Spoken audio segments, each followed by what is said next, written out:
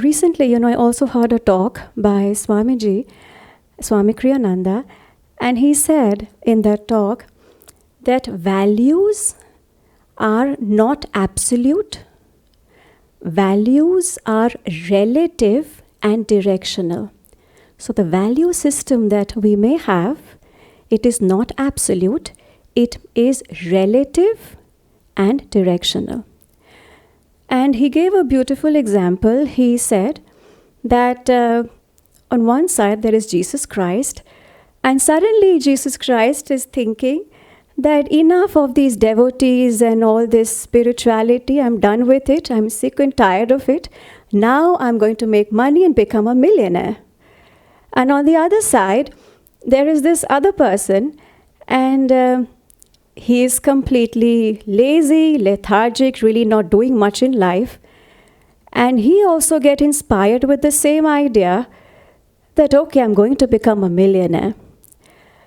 Now, if you really imagine, can you imagine Jesus Christ, Krishna, saying that enough of spirituality and these devotees and all that, and I want to become a millionaire?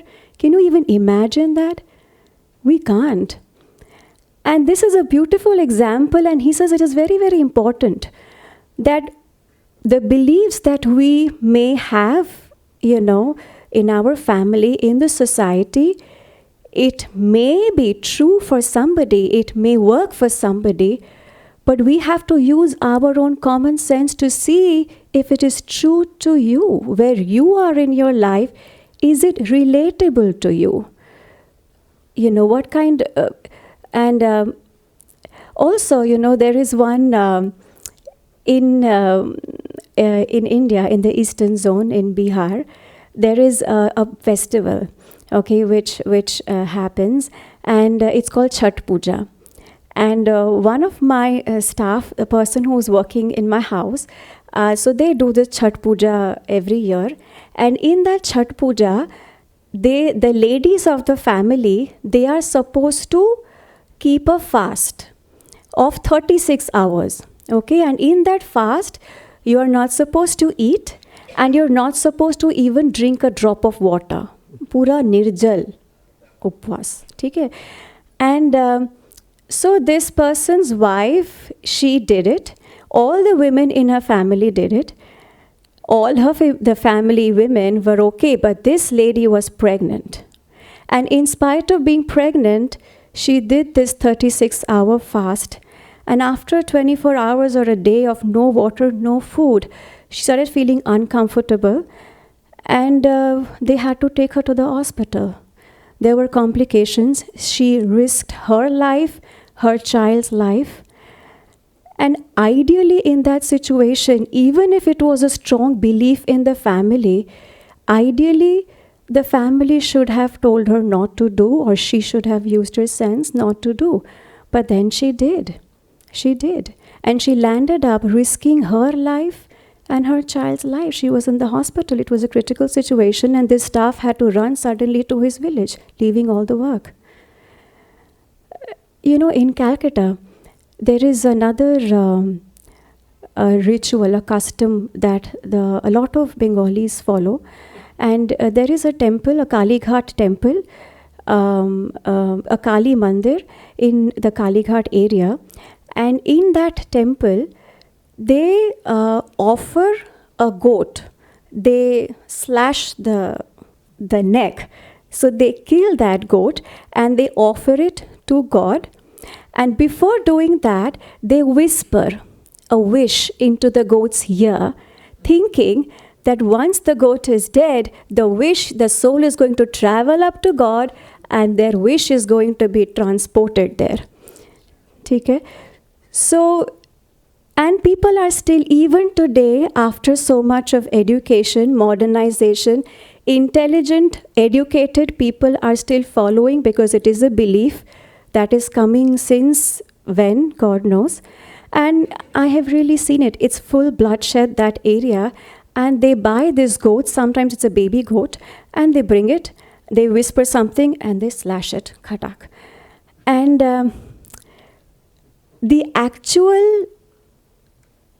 the thing behind it was not killing the animal itself, but offering the animal instinct within us to God. It is not offering the animal, but offer your animal instincts to God. And that is the actual essence of that ritual. But people have completely taken a different form, and now it is the animal being cut one after the other. Now, after so much education, is that common sense? Aren't they really actually bringing in more karma and into their life? The animals they are killing, you think God is happy? And you think they are going to be saved from that? No. Yogananda ji, again and again, after my search, I came to Ananda, and here it was different, because Yogananda ji's teachings is very, very practical. Yogananda ji says again and again that, and he is an avatar, he is God manifested in human form, and God himself is saying, don't believe what I'm telling you. Don't believe my teachings. Experiment. See for yourself. When you do it, what is happening? Get that experience, and from that experience, on the basis of that, use your common sense and see, you want to follow, you want to go ahead with it or not. So if such an avatar himself is saying to use common sense, it is God-given common sense, and we are ought to use it. Yogananda ji, he was a self-realized master. He is immersed. He's become God. But he doesn't say that you leave everything, go to the mountains, or even here, just meditate for 10, 12 hours. No, he doesn't say that. He says meditate every morning, evening, but also go out and work. Do your duties, earn money, take up responsibility. You have family, you have a stomach, you need food, you have to earn money. He doesn't say meditate for 10, 12 hours and just do that and leave everything else in life. No. He says practice moderation, bring balance, use your common sense. Yogananda ji had gone to America, and one of the reasons that he was a success there was because of his practicality. Because he didn't go to America and he was chanting mantras and, giving out the teachings in a way that they wouldn't relate. The Americans, they are practical. You give them 1 + 1 is 2, then they will follow it. But if you just say, because I am saying you follow, you think anybody will follow? Any educated person is going to follow? No. And the reason he was a success, because he was practical. He brought the teachings, these high teachings, to a level that was relatable to everybody, so that people could open arms accept it, embrace it in their life, and follow it. Hence, Swamiji says a very, very important thing, that don't follow anything that everyone says to you. And especially in our Indian society, a lot of things they are said which, when we ask them what is the reason, they don't know the reason. While some of it may be from the Shastras and it may be having an essence, but not everything. So Swamiji says that you try it, and from your experience, make your experience the basis. From the outcome, from the fruit of that action, use your common sense, and then you see what you want to believe or don't want to believe. Hence, I really invite you that try to reflect in your life and see what you follow, what your beliefs are, what your value system is, and use this God-given common sense. It is given by God Himself because we are supposed to use it. And so reflect in your life and see where you are going, where your life, where your beliefs are taking you. Oh, We have the blessing of serving here full time, and over the years we have met quite a few of the devotees who, when they come off the spiritual path, there is an initial extra excitement in them.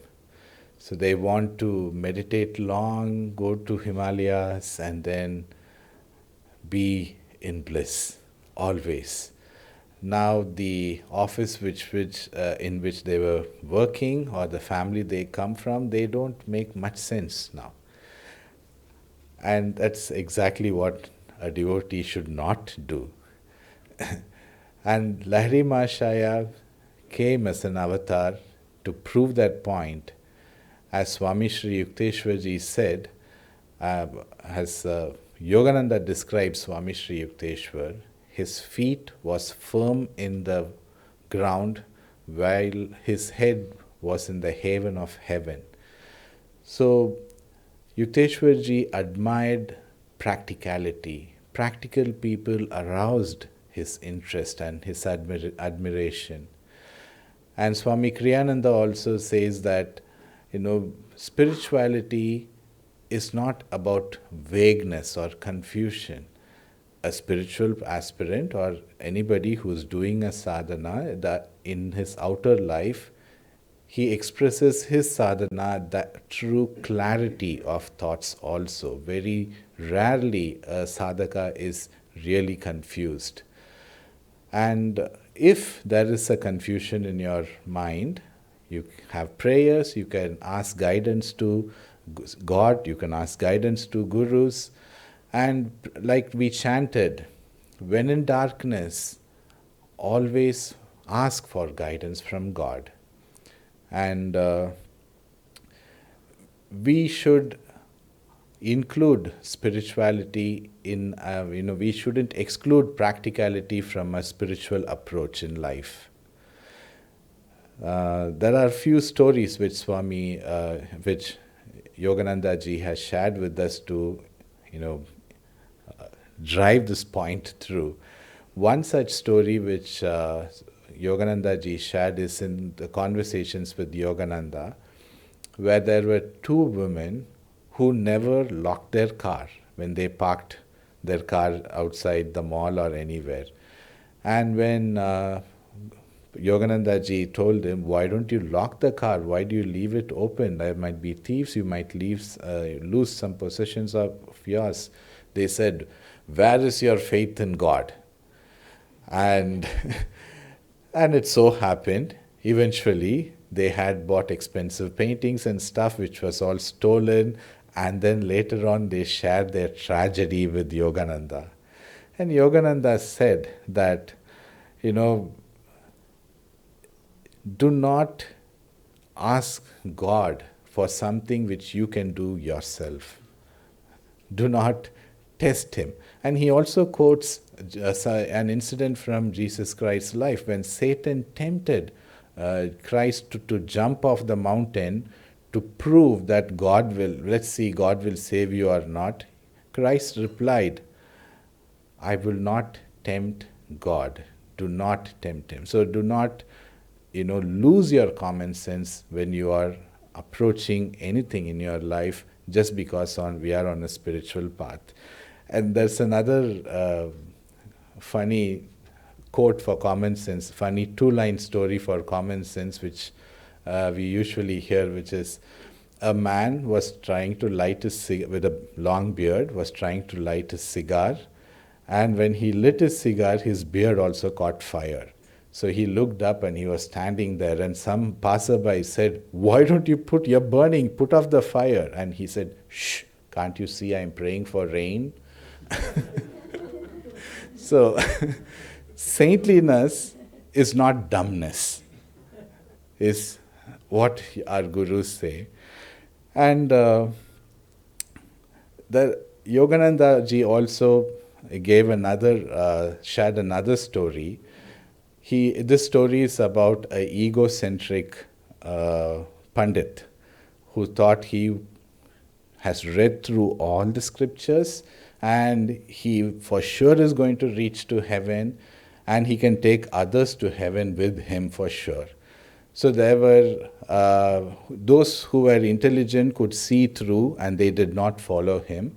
But there were about 20-25 stupid disciples of his who did not see through, who lacked the common sense, and they were very much in love with this learned Pandit because he was quoting all these great scriptures. So this stupid disciples, they went to him one day and asked, "Master, you must take us to heaven." Like, "I don't know about you, but I'm going to heaven," he said. Like, "No, no, no, we are your followers. We will follow you to heaven. You should show the way." And he said, "Okay, let me teach you the art of meditation today." They all sat in a circle and he said, "Keep your spine upright." And 25 disciples said, "Keep your spine upright." "No, no, no, I'm asking you to keep your spine upright. Don't repeat what I say." And they repeated what he said. He said, "Oh my God." Everybody said, "Oh my God." And this went on back and forth. And when he sneezed, they sneezed. When he coughed, they coughed. They were imitating him to the core. And at some point, he got irritated and gave one slap to the disciple on the right. They all slapped the disciple on the right. And this created a commotion, and they had a fight with each other. They all started slapping each other, and their cheeks was burning. And so this learned Pandit, egocentric Pandit, ran out of the temple, and he said, "Oh my God, my cheeks are on fire with so many slaps." And then 25 people were running behind him saying, "My cheeks are on fire with so many slaps." And then he went to a well to take some water and put it on his face. And the guy who came running behind him pushed him into the well. So 25 people jumped one over another into the well. And they all went to heaven together. Saint Teresa, when she was, starting her convent, she had laid out certain rules, and she took so much care in selecting the nuns, the renunciates. And one of them was, she looked for common sense in the disciples. She said, devotion, God can give him, the person. But if one doesn't have common sense, then they will be surely in trouble. And that common sense approach, which we need to apply, which is how Swami defines common sense is it in your experience? Are you able to relate to the scriptures in a personal way? Do not believe because something is said anywhere. Yogananda is our guru. We follow him, we trust him, we know that he guides us, but we cannot take a leap of faith and do everything which he did. He did in his life. If I challenge you, like Yogananda challenged his younger brother, saying that, do you confine God to a speculative world? He is very much in the part of the practical world also. Give me one-way ticket to Vrindavan and I will come back. I will not come back. You should come back and fetch me, because my spiritual stature isn't as expansive and my consciousness is not the same as my guru's. So I should apply myself from where I am. So unless we accept where we are, then we will not be able to go where we want to go. Similar incident happened in the school which Yogananda ji founded in Ranchi. So when Yogananda was there, they usually take the students to picnic into a forest, and on the way there was a river which was quite deep, and it was the water flow was strong. So Yogananda always used to ask the kids to keep their attention on God, to pray to God for strength, and they crossed the river together. And every time that their faith and Yogananda's guidance, that power, helped them cross the river. Now, after he left to US, one of the teachers tried to do the same. They prayed to God. They had faith in God. but when they crossed the river, a student drowned. Because this teacher lacked the spiritual power, the consciousness which Yogananda ji had. So we cannot blindly imitate saints, although we can draw inspiration and draw faith from them, but we cannot just blindly, push away the common sense from us. Now, common sense again is a double-edged sword. You need to apply it very carefully.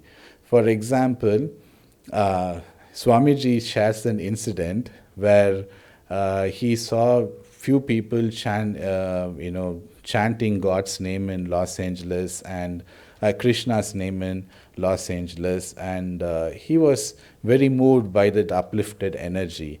And after the chant was over, he went, had an interaction with all those who were chanting, and they asked Swamiji, what do you do? How, they were just interacting, and Swamiji said, well, I teach yoga and meditation. And the person asked him, meditation in US? I don't think it's possible. Like, what do you mean? He said, he opened Bhagavad Gita and showed a verse. Krishna says, you have to sit on kusha grass and then meditate. Is there kusha grass in America? And then he said, I don't know, there isn't. So nobody in America can meditate. That's his common sense. But how do we arrive at the conclusion that our common sense is correct? Again, Yogananda shows us the way. Christ quotes in Bible, know your actions by the fruit it bears, or judge the tree by the fruit it bears. When I started coming to Ananda, this Sangha here did not exist. We used to rent a hall in Delhi Kannada school. One of my job was, one of my seva was to arrange the chairs for satsang early in the morning. We couldn't do it the previous day because we had only few hours of time. So I have to be there by 8 a.m. at least to set up the hall. And there were different teams setting up the book table, the altar and everything. So if I have to be early on Sunday morning serving there, which means I have to wake up early and I cannot spend time with the friends I partake on Saturday evening, and I cannot meet the friends for brunch I used to meet on Sunday morning. So there were two gangs of friends who were really upset about me that I was going to Ananda. So when they asked me, why do you go there? What do you do? And I said, oh, no, I have to go. I mean, I have to arrange the chairs there. And they're like, what? Was their reaction. And they said, they are still friends. They mean very well. But they said, Hari, use your common sense. What is this? Show the website. We didn't even have a proper website then. Ananda Delhi didn't have a website then. So they said, like, this is just free labor, what you're doing. Okay? How is arranging chairs more important than meeting us? Are you at least networking with people there, getting more architecture projects? No, I don't go there for that. Then what is the purpose? I mean, use your God-given common sense. Don't just go there and arrange chairs. You can be here. You can probably earn extra by doing other projects on the side. And everything they said seemed to be practical. But the fulfillment the seva gave me is unparalleled. I have never felt like that before in my life, just by doing mundane things. And I used to wait for Sunday to go back to Ananda to meet all the spiritual friends. And I had to put my common sense aside and judge my actions by the fruit it bared. The fulfillment, the joy I received by doing those mundane stuff, I wouldn't exchange that for anything.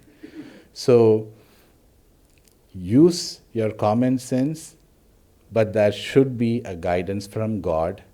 Pray to God, show me the way, guide my thoughts, and use Yogananda's prayer, I will, I will reason, I will act, Guide thou my reason, will, and activity to the right things in all things and do. And then those action will lead us to liberation and not further bondage. Thank you.